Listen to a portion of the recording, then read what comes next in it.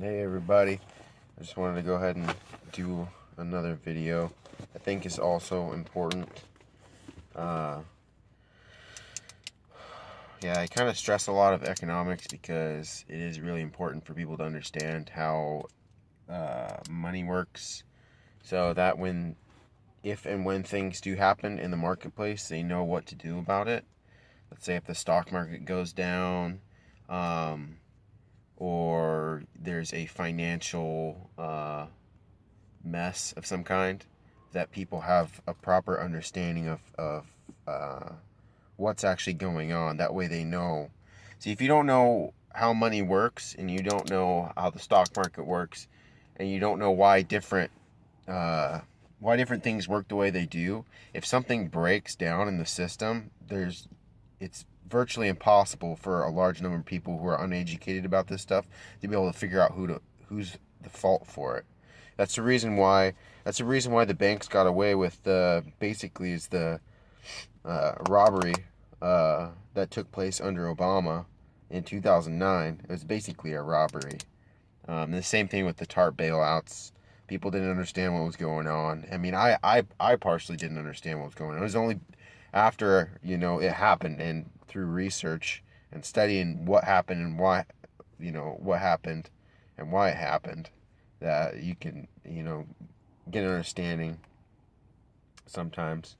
So, but it's important not to be ignorant. It's important not to be ignorant. So, the more that you know about something, the more prepared you'll be to, protect yourself and your family from future things like that, future events like that.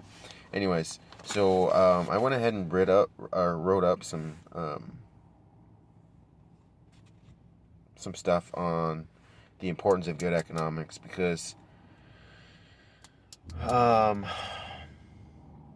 lot of people just don't understand how economics works. It's really very simple. Economics is really about the way that people use their resources and why they use their resources the way they use their resources, especially money. So, but it's very simple. There's very simple rules. Because people are selfish, and it's nothing. You can't really get mad at people for being selfish. In some ways, you can't get mad at them.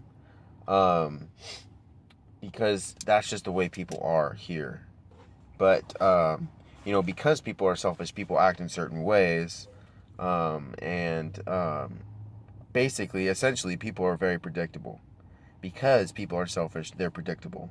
Which means that really, really smart people, and I'm not saying I'm a really, really smart people, but because people are selfish, they're predictable. Therefore, i.e., they're going to act in certain ways under certain conditions. So if really, really smart people, they know that it's kind of like if they press certain buttons, if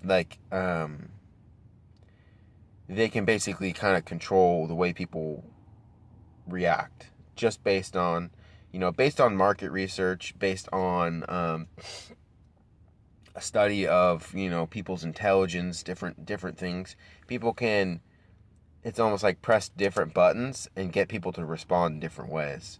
So, I mean, they haven't perfected the science, but they're getting very, very good at it. So, but actually, I think it's starting to catch up with them, actually. Because there's there's smarter people that are starting to figure out what's going on. So, anyways, so I didn't want to talk today about the importance of good economics. So first off, I'm going to start off kind of with with an explanation of what capitalism is and National Socialism is, and kind of try to explain the difference between the two. That way, there's a clarity there. That way, you guys have an understanding of what I'm talking about and why I support National Socialism. So that's So I want to get this down. So capitalism. Capitalism basically is those with the most capital, money, or resources control the economy. Okay? And they really control it, okay? The government regulates a capitalist economy, but the regulations are basically just rules. So these are the, X, Y, and Z. These are the rules that you have to follow in order to, be in business. Except there's a lot of companies that break those rules all the time, and a lot of times they're not held to account. So it's unfair. A lot of companies have unfair advantages, but and then National Socialism, which is where the government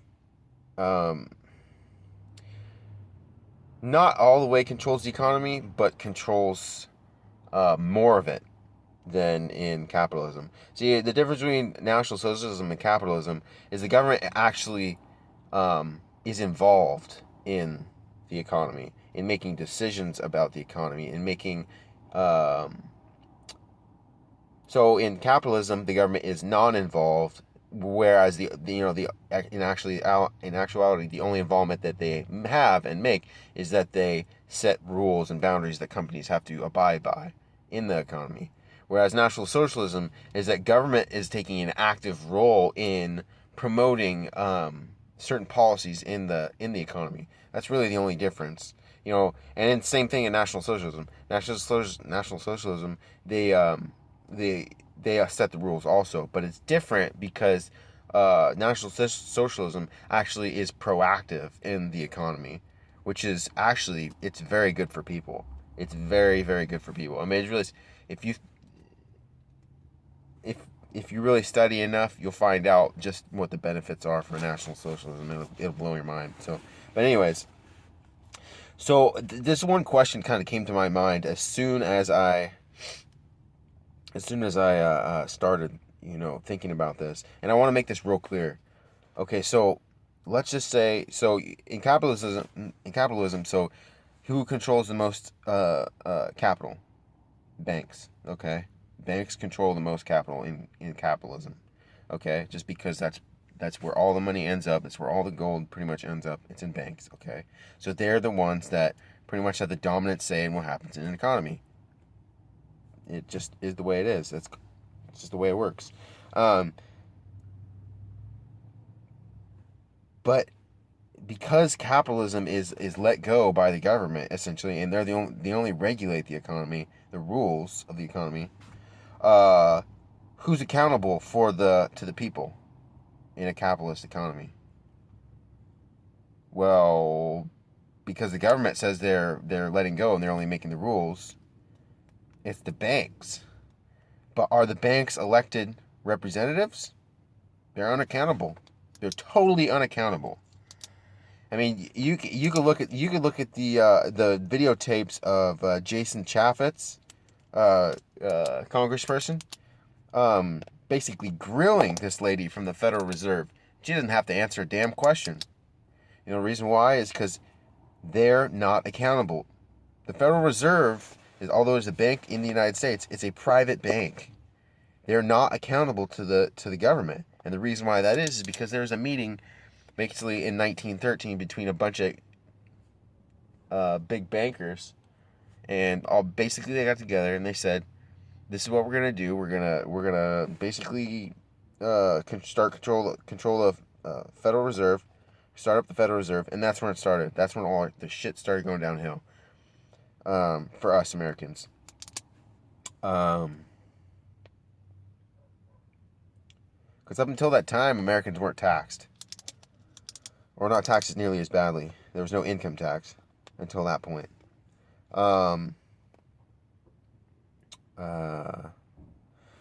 So if you think about it, if you think about the structure, because capitalism, there is no government accountability to the banks. There's no government accountability, and there's no private accountability. So basically all the decisions that are made in the economy, in a capitalist economy, there's no fucking responsibility. So nobody has to account for anything that happens, any fucking fraud, any of that shit.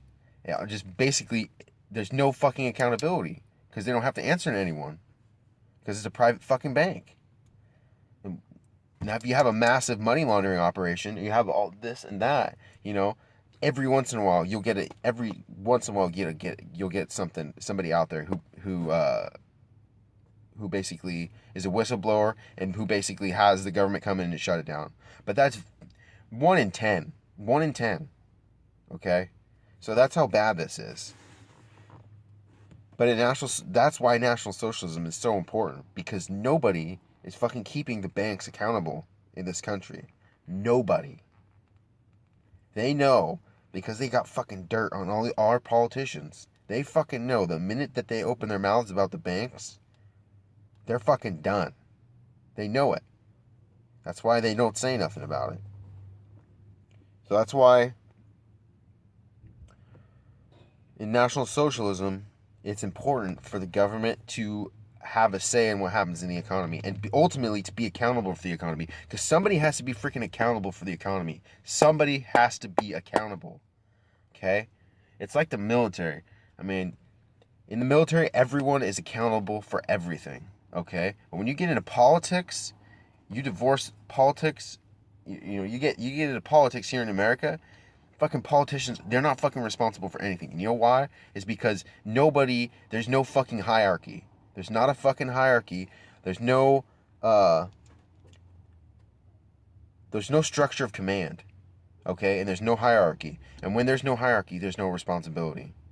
And that's why I say, because that's what all these politicians do. That's why Hitler was so upset about what was happening in Germany, because nobody was taking fucking responsibility for the country. Nobody was looking out for what's best for the people. And that's why Hitler rose up, and that's why Hitler came to power, and that's how he came in, and he kicked all these motherfuckers out.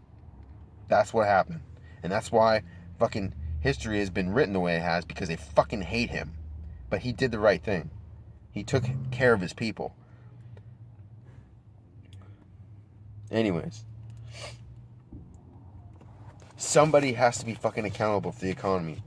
Okay, you cannot have a system run correctly, a financial system run correctly without accountability. That's why Ben Carson is finding all this fraud in HUD. That's why fucking all these people, the IRS is fucking coming out with fraud cases now. That's why all these people it's fucking coming out. What all these people have been doing for decades is coming out. And it's not pretty, but this had to happen. So, somebody has to be accountable to the people. And that's why I am all for National Socialism, because National Socialism puts the control of the government, or the economy, back in the hands of the government. And out from beneath the hands of the bankers. Because that's what the bankers want. The bankers want people to be angry at the government because the economy is doing poorly. But the reason the economy does poorly is because of the fucking bankers. It's not because of the fucking government. The government may make some stupid policies, like fucking Obama. As soon as he got in office, he started putting in all these stupid fucking regulations that fucking put a drain on America's economy. But that was Obama, and Obama was handpicked by the fucking bankers. Same with fucking Hillary. Hand fucking picked. That's why all these fucking bankers, they fucking hate Trump. They hate him. They hate him with a passion. You know why? Because Trump has consistently done the right thing. They hate him. But he's doing what's good for the American people. He's doing what's good for the American people.